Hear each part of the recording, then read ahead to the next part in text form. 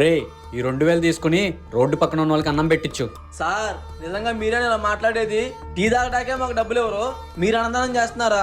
అవునరా, ఈ రోజు నాన్నగారి సంవత్సరికం గుర్తులేదా? అయినా ఆయన ఆత్మకి శాంతి కలగాలి కదరా.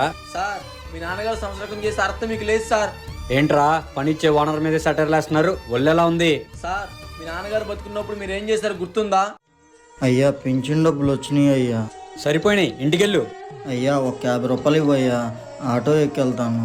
నడిచి వెళ్తే ఆయాసం వస్తుంది. ఏంటి 50 రూపాయలు ఇయ్యాలా? నువ్వు తెచ్చిన ఈ డబ్బులకి నెలంతా నిన్ను మేపాలి. నడిచెళ్ళు, ఆరోగ్యానికి మంచిది. అదే కాదు సార్, మేము మర్చిపోలేనిది కూడా ఇంకోటి ఉంది సార్. మీ నాన్నగారికి సీరియస్గా ఉందంట, హాస్పిటల్ తీసుకెళ్దాం పదండి. అవునారా, ఆయన అర్జెంటుగా ఇంటి పెట్టి తగలాయి. కొంపదీసి ఇంట్లో కానీ పోతే 6 నెలలు ఇల్లు మోతయ్యాలి, రెంట్లు కూడా రావు. మనిషి పోయాక ఎక్కలేని ప్రేమ చూపించి విగ్రహాలు, అన్నదానాలు, బ్యానర్లు కడతారు. ఆ మనిషి బతుకున్నప్పుడు ఇల్లు ఇవ్వడం నేర్చుకోండి అయ్యా.